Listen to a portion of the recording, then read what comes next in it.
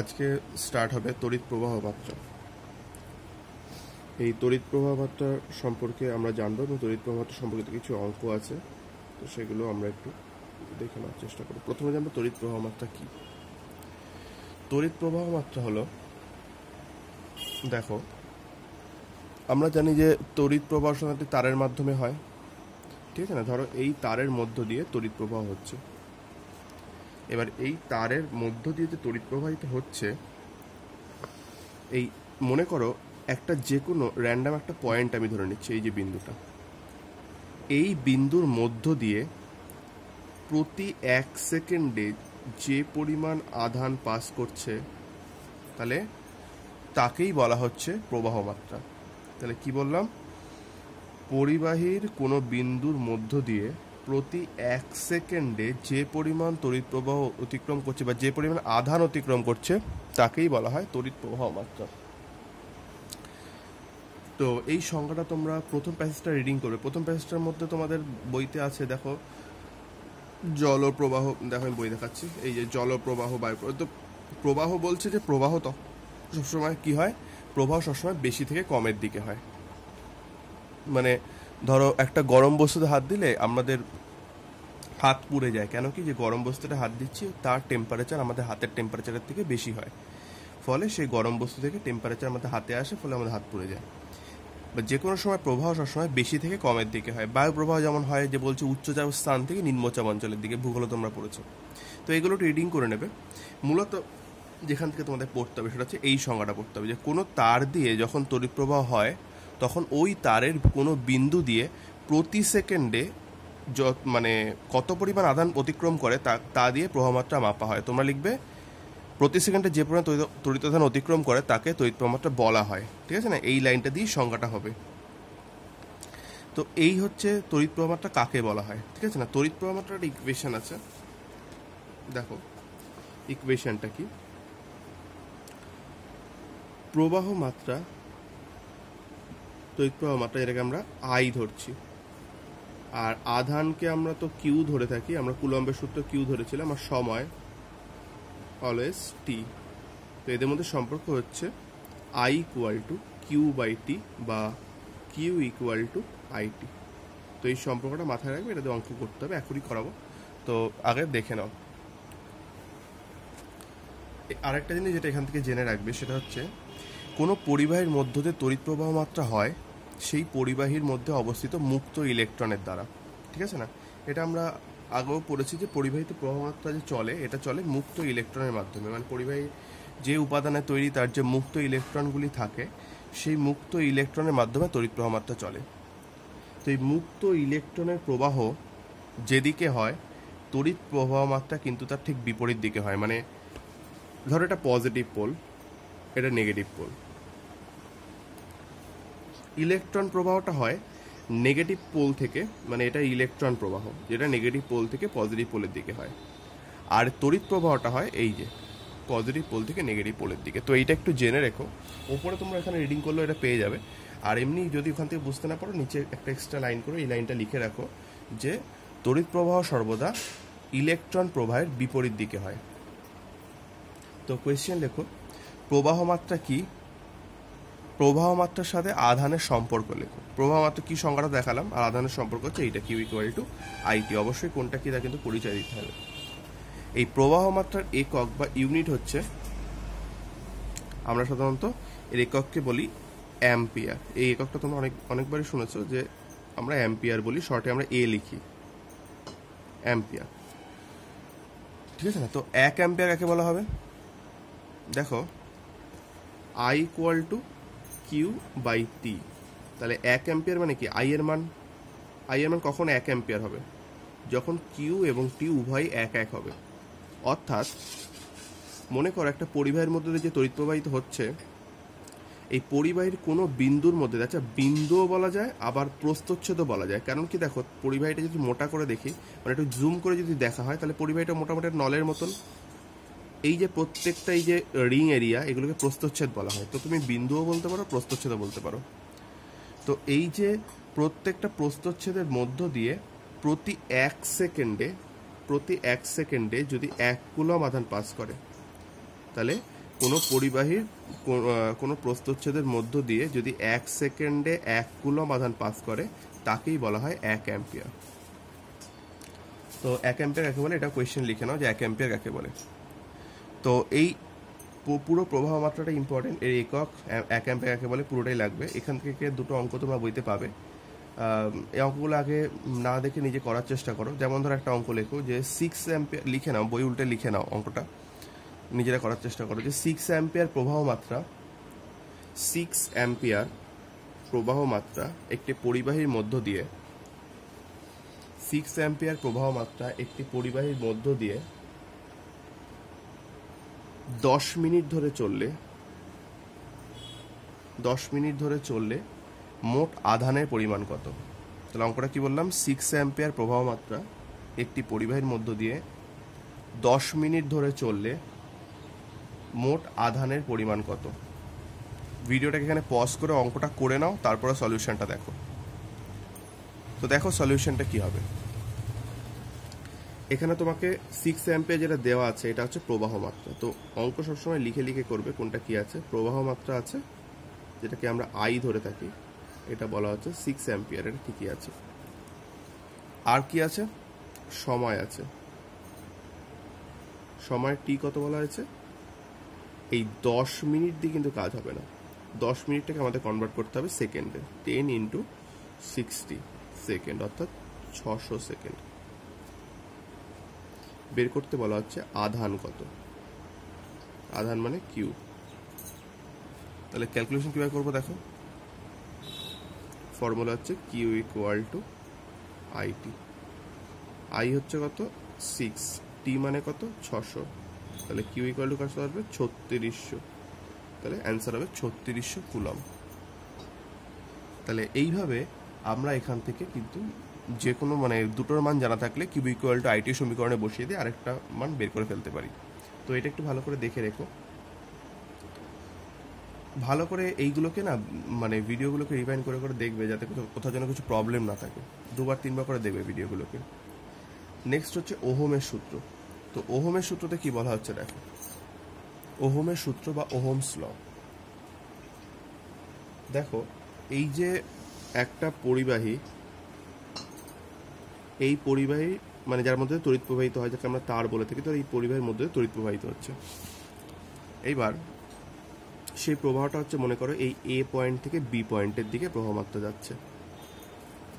এবার এ পয়েন্ট থেকে এই যে বি পয়েন্ট দিকে প্রবাহ মাত্রা যাচ্ছে, তার মানে কি বলেছিলাম, বিভব যদি বিচার করি, এ পয়েন্টের বিভব যদি আমি ধরি ভি এ আর বি পয়েন্টের বিভব যদি ভিবি ধরি, তার মানে বোঝাই যাচ্ছে যে V A is greater than VB. আমি আগের দিনই বলেছিলাম যে প্রবাহ মাত্রা সবসময় উচ্চ বিভব অর্থাৎ হাই ভোল্টেজ এরিয়া থেকে লো ভোল্টেজের দিকে যায় বা নিম্ন বিভবের দিকে যায়। সুতরাং ভি এটা উচ্চ বিভব এবং ভিবিটা নিম্ন বিভব।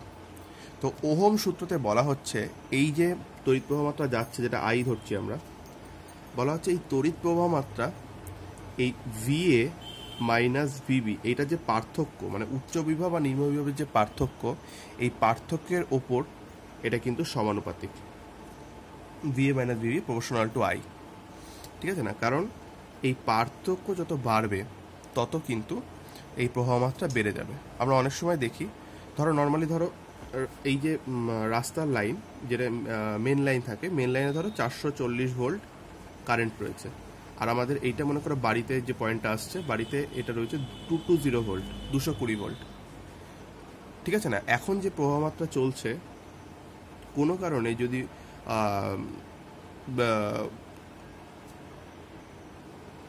কোনো কারণে যদি মেঘ গর্জনের কারণে যদি কোনো জায়গায় বাজ পড়ে, তো সেক্ষেত্রে দেখা যাবে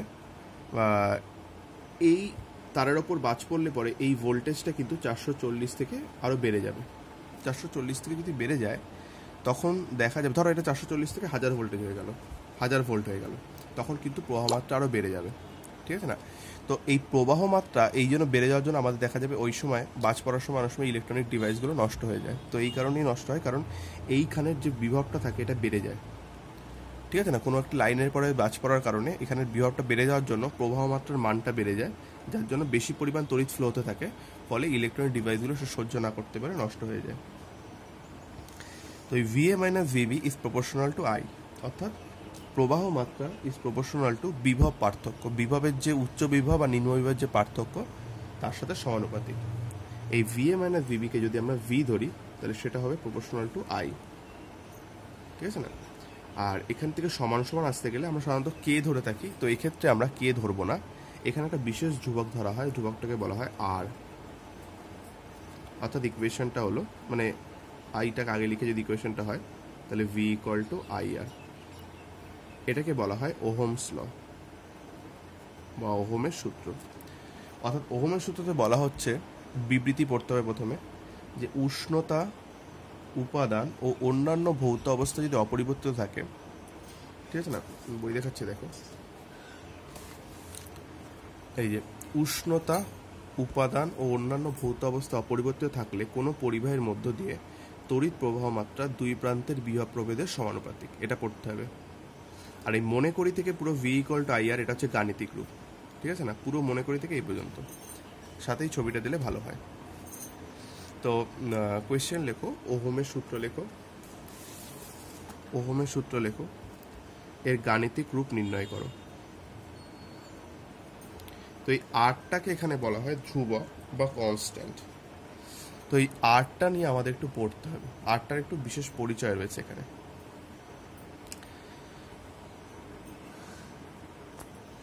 তো এক্ষেত্রে আরকে বলা হয় রেজিস্ট্যান্স বা রোধ, ঠিক আছে না? আর হচ্ছে রোধ। রোধ টার্মটা তোমরা 8.3 চ্যাপ্টারে আমি ওখানে বলেছিলাম যে রোধ, দ্যাট ইজ রেজিস্ট্যান্স, রেজিস্ট করা মানে হচ্ছে বাধা দেওয়া।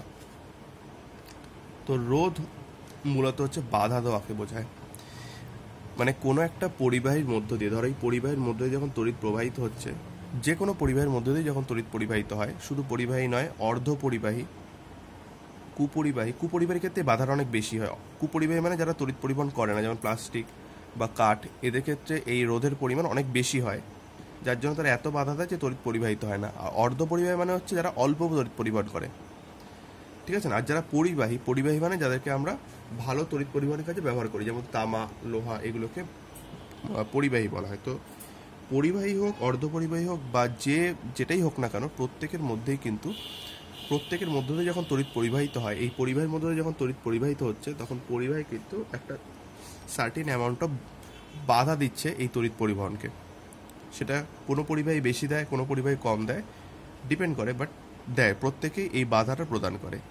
এই যে পরিবাহীর মধ্য দিয়ে যখন তড়িৎ প্রবাহিত হয়, এই পরিবাহী যখন সেই তড়িৎ প্রবাহকে বাধা দেয়, তাকেই বলা হয় রোধ। তো এটাকে রোধের মূল সংজ্ঞা বলা হয়। দেখবে রোধের গুণগত সংজ্ঞা বলে একটা পাঠ পাচ্ছ, তো এটা হচ্ছে রোধের মূল সংজ্ঞা, ঠিক আছে না? তো রোধ কাকে বলে, কোয়েশ্চেন লেখো, রোধ কাকে বলে। রোধ কাকে বলে এটা লিখতে হবে, যে গুণগত সংজ্ঞাটা তোমাদের লিখতে হবে, যেটা লেখা আছে যে ধর্মের জন্য কোনো পরিবাহী তার মধ্য দিয়ে তড়িৎ চলাচলকে বাধা দেয় তাকে রোধ বলা হয়। আর ওহমের সূত্র থেকে যদি রোধের সংজ্ঞা দেওয়া হয়, তাহলে ওহমের সূত্র থেকে রোধের সংজ্ঞা যদি দিতে বলে, তাহলে এভাবে দিতে হয়, V ইকুয়াল টু IR। তো তার মানে কি R ইকুয়াল টু কি হবে, R ইকুয়াল টু হবে V বাই I। অর্থাৎ তখন রোধ হয়ে যাবে V এবং I এর রেশিও, অর্থাৎ V মানে বিভব প্রভেদ আর I মানে প্রবাহ মাত্রা। অর্থাৎ রোধ হলো বিভব প্রভেদ এবং তড়িৎ প্রবাহ মাত্রার অনুপাতকে রোধ বলা হয়। এটা তখনই লিখবে যখন ওহমের সূত্র থেকে রোধের সংজ্ঞা দিতে বলা হবে। তো কোয়েশ্চেন লেখো, ওহমের সূত্র থেকে রোধের সংজ্ঞা দাও, ওহমের সূত্র থেকে রোধের সংজ্ঞা দাও।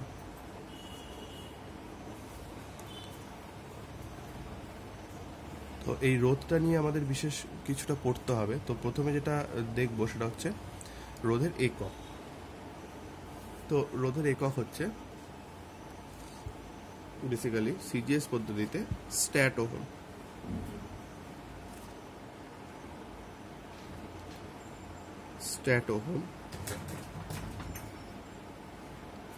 আর এসআই পদ্ধতিতে এই ইউনিটটা হচ্ছে ওহম। তো এসআই ইউনিটটা হচ্ছে ব্যবহারিক একক, যেটাকে আমরা ব্যবহার করে থাকি, স্ট্যাট ওহম আমরা ইউজ করি না। তো ওহম এইটাকে একটা বিশেষ চিহ্ন দিয়ে লেখা হয়, সাইনটা হচ্ছে এরকম, এই সাইনটা দিয়ে তোমাদের সবসময় ওহমকে প্রকাশ করতে হবে, ঠিক আছে না? তো ওহম এই সাইনটাকে বলা হয় ওমেগা সাইন। এই ওমেগা সাইন দিয়ে আমরা রোধকে প্রকাশ করে থাকি। তাহলে ফার্স্ট সিজিএস একক এসআই একক দুটোই দেখতে হবে, তার চিহ্ন দেখবে। আর যদি বলে 1 কিলো ওহম বলতে কি বোঝো, কিলো ওহম যদি বলে সবসময় সেটা 1000 ওহম বোঝায়। 1000 মানে 10⁻³ ওহম। আর যদি মেগা ওহম বলা হয়, মেগা ওহম বললে 10⁻6 ওহম। মাইক্রো ওহম বললে 10⁻⁻6 ওহম। তো রোধের সিজিএস এসআই একক লিখেছো, তারপরে কোয়েশ্চেন যদি না বলে থাকে লিখে নাও যে রোধের সিজিএস এসআই একক লেখো এবং চিহ্ন লেখো। Next question, 1 kilo ohm equal to কত ওহম? পরের question, 1 mega ohm equal to কত ওহম?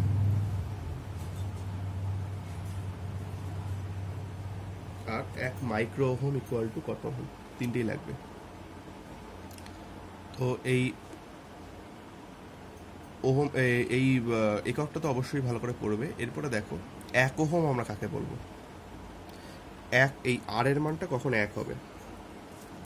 আর এর মানটা যখন এই যে 1 ওহম কখন হবে? যখন ভি এবং আই উভয় 1 হবে। অর্থাৎ কোনো পরিবাহীর দুই প্রান্তের বিভব পার্থক্য যদি 1 ভোল্ট হয়, মানে ভি এর মান যদি 1 ভোল্ট হয় এবং সেই পরিবাহীর মধ্য দিয়ে যদি তড়িৎ প্রবাহ মাত্রা 1 অ্যাম্পিয়ার হয়, তখন সেই পরিবাহীর রোধকেই বলা হয় 1 ওহম। ঠিক আছে না? দুটোকে 1 করে দিলে এইটা 1 চলে আসছে। যে একক বিভব প্রভেদে কোনো পরিবাহীর মধ্য দিয়ে যদি 1 অ্যাম্পিয়ার তড়িৎ প্রবাহিত হয়, তখন সেই পরিবাহীর রোধকেই বলা হয় 1 ওহম। তো এইটা কিন্তু একটু ভালো করে এখান থেকে দেখতে হবে। তো দেখো এই যে মানে রোধ, এই রোধের যখন অনন্যক করা হয়, এই রোধের অনন্যককে বলা হয়, রোধের অনন্যক মানে কি? দেখো, রোধের অনন্যক মানে হচ্ছে রোধের মান যখন কমছে তখন কিসের মান বাড়বে? তড়িৎ প্রবাহ মাত্রা বাড়বে। মানে রোধ কমে যাওয়া মানে কি? পরিবাহীতে বাধা দেওয়ার প্রবণতা কমে যাচ্ছে। পরিবাহী তার বাধা দেওয়ার যে প্রবণতা, এটা কমিয়ে ফেলছে। তাহলে পরিবাহী যদি বাধা দেওয়ার প্রবণতা কমিয়ে ফেলে, তাহলে কি প্রবাহ মাত্রা বাড়তে থাকবে। এই জন্য রোধের অনন্যককে বলা হয় পরিবাহিতা। কেন বলা হচ্ছে? কারণ এটা অনন্য। কেন রোধের মান যখন বেড়ে যাচ্ছে তখন পরিবাহিতা কমে যাবে। কারণ রোধ বেড়ে গেলে পরিবাহী বাধা দেবে বেশি, ফলে পরিবাহিতা কমে যাবে।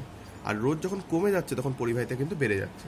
তো এইভাবে পরিবাহিতার সংজ্ঞা দেওয়া হয়। তো পরিবাহিতার যে এসআই এককটা তোমাদের লাগবে। এসআই এককটাকে বলা হয়, মানে রোধের একক কি ছিল? রোধের একক ছিল ওহম।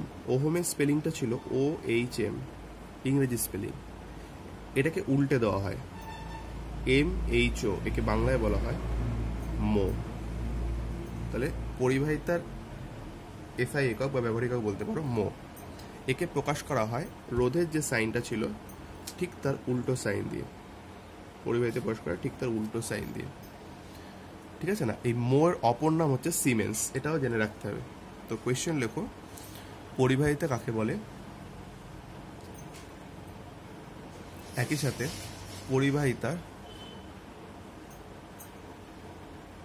এসআই একক ও চিহ্ন লেখো। পরিবাহিতার এসআই একক ও চিহ্ন লেখো।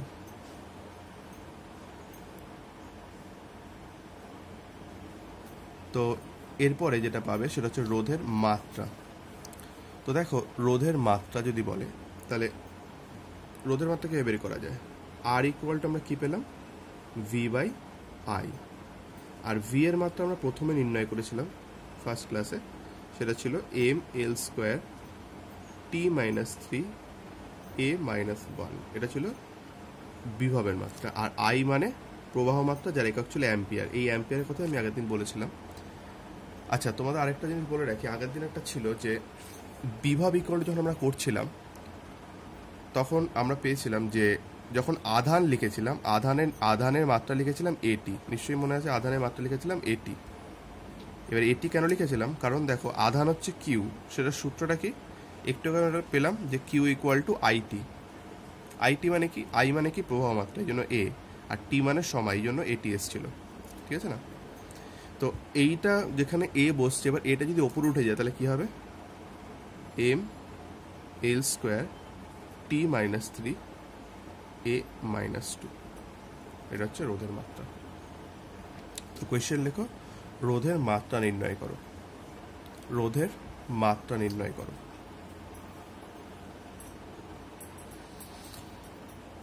আচ্ছা, এখান থেকে একটা কোয়েশ্চেন তোমাদের বাদ হয়ে গেছে, সেটা হচ্ছে ওহমীয় পরিবাহী আর অওহমীয় পরিবাহী রয়েছে একটা। তো ওহমীয় পরিবাহী কি? দেখো, এই যে ওহমের সূত্রটা যেটা আমরা পড়ছিলাম, এই ওহমের সূত্র যে সমস্ত পরিবাহী মেনে চলে, মানে যে সমস্ত পরিবাহী এই ওহমের সূত্রটাকে ওবে করে, এই অনুযায়ী কাজ করে, তাকে বলা হয় ওহমীয় পরিবাহী। এটা ওহমীয় পরিবাহীর কোনো উদাহরণ পাবে না, কারণ যে কোনো মেটাল বা যে কোনো পরিবাহী সেটাই কিন্তু ওহমীয় পরিবাহী হয়। আর আরেকটা পাবে অওহমীয় পরিবাহী। অওহমীয় পরিবাহী হচ্ছে যে কোনো ধরনের অর্ধ পরিবাহী, যেমন জার্মেনিয়াম, সিলিকন, এছাড়া বিভিন্ন ধরনের পরিবাহী হয় যেমন ডায়োড, ট্রায়োড। এই ধরনের পরিবাহীগুলো ওহমের সূত্র মেনে চলে না, মানে ওহমের যে সূত্রটা ছিল এটাকে মেনে চলে না, এই জন্য এদেরকে বলা হয় অওহমীয় পরিবাহী। তো কোয়েশ্চেন লেখো ওহমীয় পরিবাহী এবং অওহমীয় পরিবাহী কাকে বলে, উদাহরণ দাও। ওহমীয় পরিবাহী এবং অওহমীয় পরিবাহী কাকে বলে, উদাহরণ দাও।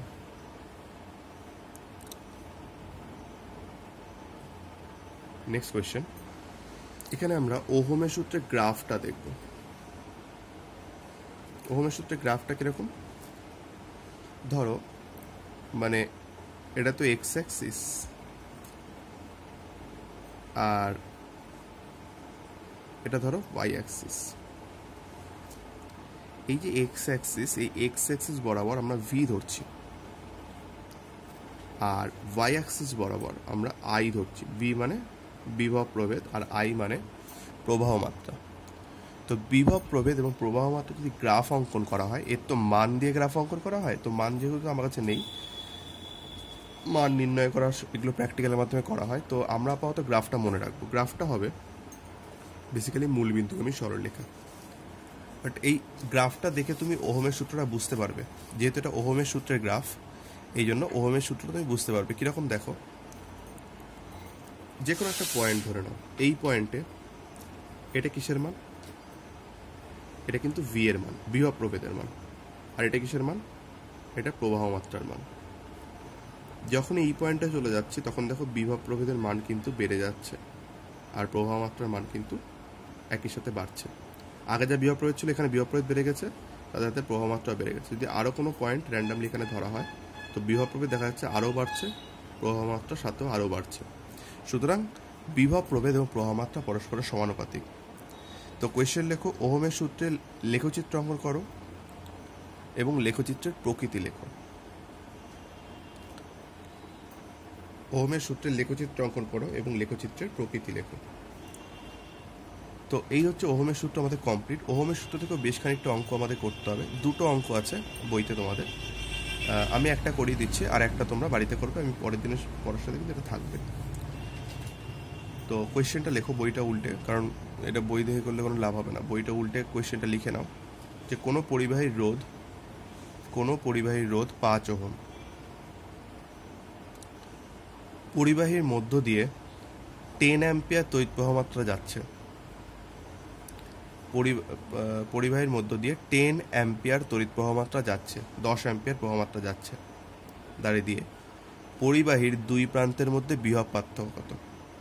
পরিবাহীর দুই প্রান্তের মধ্যে বিভব পার্থক্য কত? তাহলে ভিডিওটাকে পজ করে নিয়ে অঙ্কটা আগে করে নাও, ভি ইকুয়াল টু আইআর ফর্মুলায় হবে, করে নাও, তারপরে অ্যান্সারটা দেখো। তো দেখো কি কি দেওয়া আছে। প্রথমে দেওয়া আছে যে রোধ, দ্যাট ইজ আর কত? 5 ওহম। আর প্রবাহ মাত্রা, দ্যাট ইজ আই, এটা দেওয়া আছে 10 অ্যাম্পিয়ার। চা হচ্ছে রোধ, বিভব প্রভেদ কত? বিভব প্রভেদ যেটা কিনা ভি, এটা জানতে চাওয়া হচ্ছে। তাহলে কি করবে, ইকুয়েশনটা কি হবে? ইকুয়েশন হবে V equal to I R. I কত? 10, আর কত? 5, অর্থাৎ 50 ভোল্ট। অ্যান্সার হলো 50 ভোল্ট। তো এইভাবে এই চ্যাপ্টারে এখান থেকে অঙ্ক করতে হয় বাকি কয়েকটা অঙ্ক তোমরা সহায়িকা বই থেকে দেখে রাখতে পারো। এই পর্যন্ত পড়া থাকলো ইএমএফ বা কোষের অভ্যন্তরীণ রোধ, পরের পেজে যে পয়েন্ট আছে তার আগ পর্যন্ত পড়া থাকলো। ম্যাথ সেকশনটা অবশ্যই বই থেকে তো যেগুলো ম্যাথ আছে সেগুলো দেখবেই, এর সাথে সাথে তোমরা সহায়িকা বই থেকেও বেশ কিছু ম্যাথ দেখে নিও, যদি কিছু প্রবলেম হয় আমাকে বলো, আমি দেখিয়ে দেবো। তো ঠিক আছে, এই পর্যন্ত থাকলো।